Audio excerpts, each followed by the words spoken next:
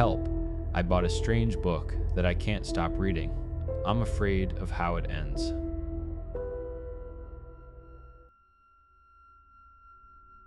Since I was young, I have loved books. From being read the stories within by my parents, to learning to read and being able to discover the adventures within, my appreciation for the written word has always been part of my life. When I was in high school, I began collecting books. At first, it was purely by accident, just a series of novels collected from my favorite authors. When I graduated and moved out, I realized that I had amassed nearly 100 books, a mass that was difficult to find a place for when I moved into a studio apartment.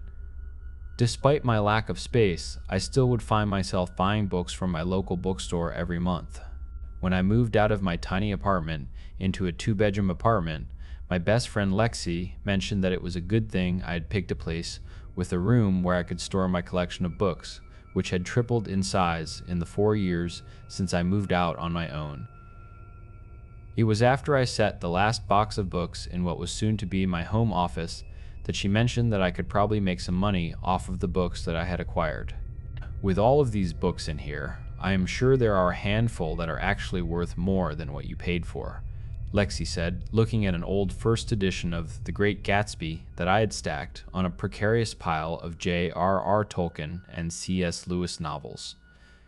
I wouldn't even know where to begin, plus I like having these tomes of history to surround me, I replied, as I glanced at the confusing IKEA instructions for the first of many bookshelves that I would be building throughout the evening. Just look online. I am sure you'll be able to find a place that buys old books. You might even make enough money to add more to your collection, she replied, before grabbing us a couple beers for the long night ahead of us.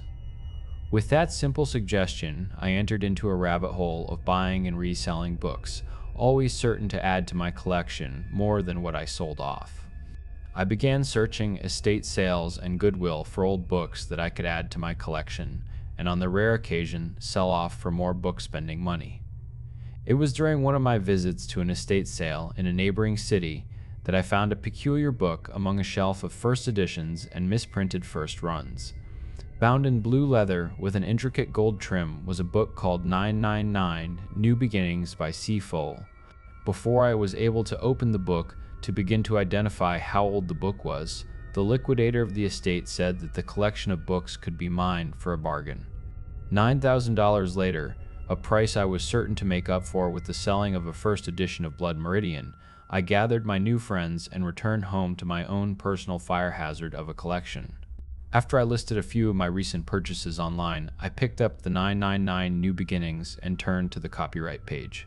However, I could not find the page in the first few pages of the tome. Instead, after a few blank pages, I saw the table of contents listing off the sections within. While it did not list 999 individual stories, it did list off 9 different sections within the book. This did not make deciphering the contents any easier, as it simply listed off what I could only assume were an antiquated understanding of elements. Fire written in red ice, written in a light blue, wind written in a light green earth, written in a tannish brown, thunder written in a vibrant yellow, water written in a deep blue shadow, written in a dark gray, holy written in a silvery gray, void written in a royal purple. My curiosity was instantly piqued, as each section did not have any corresponding page numbers. With no further clues, I began reading the first story. The first story, with fire and earth above, told of a poor boy that lived within a desert kingdom. He struggled to find work and had to rely on his cunning to steal food to feed himself and his elderly mother. When he was caught by the royal guard, he avoided death by convincing the guards that he was actually the prince of the neighboring kingdom. When the Sultan heard of the guard's disgraceful behavior, he begged the prince to marry his daughter to avoid the potential war that could arise for false imprisonment of the prince. The boy agreed and married the daughter, and had his elderly mother join them as his personal confidant. The story was simple, but while reading it, I felt the oddest sensation. I could feel the desert heat and smell the fresh-baked bread as though I was reading the book in that fictional place rather than in my air-conditioned apartment. I could feel my mouth drying out from the heat of a burning sun above, and had to pause to get a glass of water before I could keep reading the book. When the boy celebrated his wedding and drank wine and ate fruit, I could almost taste the flavors of what the book was describing. To me, the allure of books is their ability to make the reader feel like they are present in the story they are reading.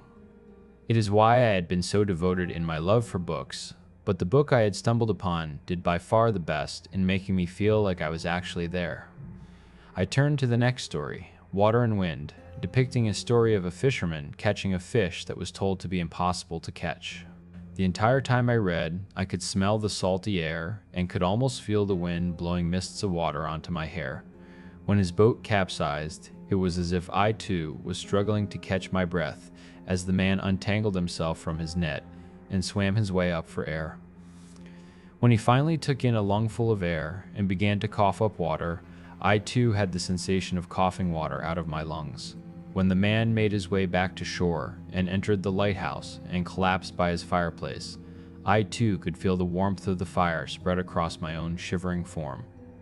Despite the second story having a much more physical reaction out of me, I was unable to set the book down.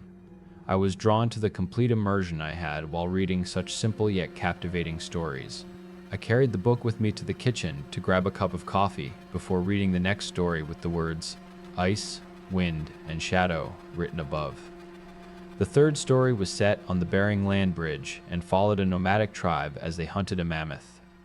The chill of the cold climate ached at my bones, and I had to grab a blanket and turn off my air conditioning. A deep hunger began to ache in my stomach as the text described the weeks without any meat, and the meager provisions quickly diminished. When the tribe was forced to consume the flesh of those who had dropped due to starvation, I could feel the repulsive lurch in my stomach as though I too had partaken in the morbid consumption of human flesh. With the success of taking down the great beast near the end of the passage, I joyfully celebrated with the characters as they danced around a fire and praised their god for the successful hunt. However, when the tribe reached a strange new world, one of the characters fell and broke her leg and was left behind as the rest of the tribe ventured onward. With the close of the story, I began to feel a deep ache in my leg. While clearly my leg did not have a piece of bone jutting out, there was a ghostly pain, as though I had once broken my leg years ago. I sat the book down and walked towards the bathroom. The sudden heat of the summer day permeated, and my decision to turn off my air conditioning seemed to have been a poor decision. I turned the unit back on, mildly amused that I had been so engrossed in the story that I had also joined in the freezing temperatures. It was as I staggered towards the bathroom that I realized my steps were not like my usual stride. I could still feel the phantom pain in my leg despite never having received an injury like that before. I decided that sleep was all that I needed. I had obviously engrossed myself into the book and just needed some rest. A glance at the clock revealing that it was already well into the early morning confirmed my decision, and I laid down for the night. Sleep welcomed me with dreams of desert kingdoms, fishing boats by lighthouses, and cold nights of desperation in search of food that wasn't human. Upon waking, I checked my laptop to see that a couple of my listings were already purchased and hastily prepped the books to be shipped. With a quick run to the post office and a stop at a local bookstore to buy a couple Grisham and Patterson novels, I returned home to continue reading the strange book I had acquired. The fourth story, Thunder and Holy, marked at the top of the page, told of the youngest son of a noble family joining the clergy. When the middle brother was killed during the 30 Years' War, and the oldest brother was excommunicated for his blasphemous beliefs against the church, the youngest brother was sought after to take charge of the family holdings. As he prayed for guidance for what he should do, a bolt of lightning struck the fir tree he would often sit under when he would think back about his childhood. As the tree burned down, I could smell the scent of burnt wood and light rain fill the air. The man decided that it was a sign to forsake his past and stay true to his faith. He refused the call and remained a clergyman, gaining much notoriety for his devotion. He died an old man, respected by the community for his devotion to faith, his family name forgotten along with any status that they once held. I immediately jumped into the next story, labeled as Shadow and Void. The story followed a young man who was recruited by his twin sister and her friends as their designated driver and drink observer. There had been a string of girls that had gone out and had disappeared without a trace. The young man vigilantly watched out over his sister and her friends, placing his hand over drinks and tossing them out when unsavory characters lingered for too long near them. Strangely, the book had what looked like a couple of missing pages. Inspecting the book closer, I noticed the slight fray of the remnants of the pages.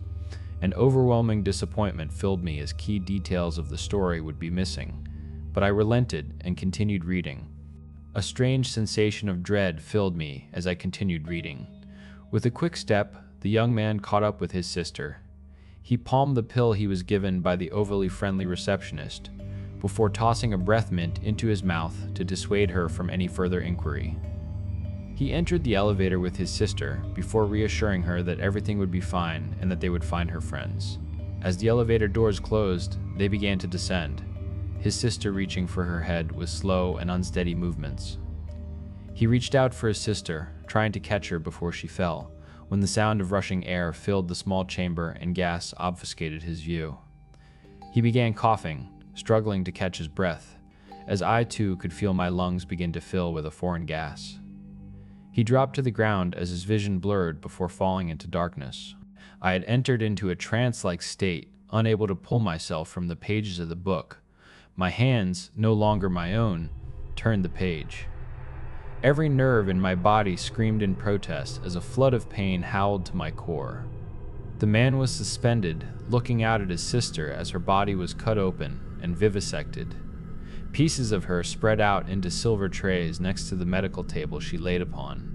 Glancing over towards a mirror erected at the foot of his own table, the man saw but could not comprehend the sight that mocked him. He was nothing but a collection of his nervous system connected to his eyes and brain. His physical form not even a shell of its former self. Instead, it was a loose series of cords attached to a fatty chunk of gray. If he had a mouth, it would be screaming in terror. One of the men in sterile white casually looked over at his form, expressionless due to the face mask and strange glasses. With a few steps, the fiend in a doctor's disguise approached a machine and made a few keystrokes before the young man returned to darkness. When the world returned, he was screaming.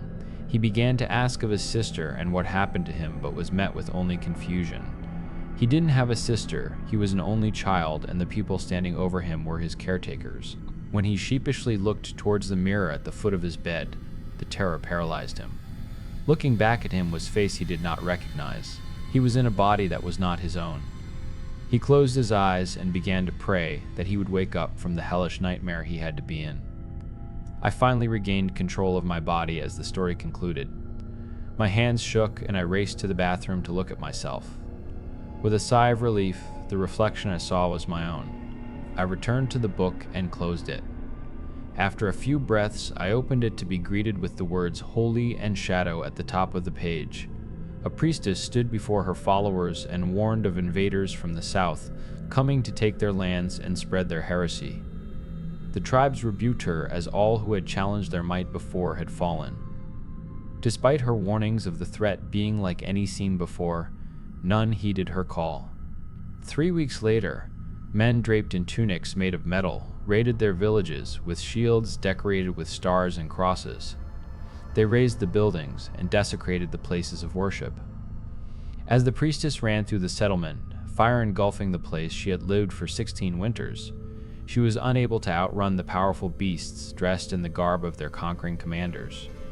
A net, reminiscent of the ones that her father had used when he would gather heaps of fish, was cast over her. Entangled in the ropes, she felt just as the creatures of the sea, struggling for freedom. As she was bound and dragged from her home, she watched as the burning village grew smaller and smaller until only the faint glow of destruction was all that could be seen in the horizon. Sat beside several other women and a few badly bruised men, the foreign invaders tossed small chunks of dense hardtack for the lot of them, and a small mouthful of bitter wine. They yelled in a tongue that the priestess could not understand, but a man amongst the soldiers that was one of her kinsmen, but dressed more like the soldiers translated for them. He told the captives to forsake their gods and accept the blasphemy of the invaders, that the key to survival was to accept the new way of life. While the others did as they were told and mimed the strange words as they were told, the priestess refused and spat the bitter wine and stale food out at the towering figure standing before her.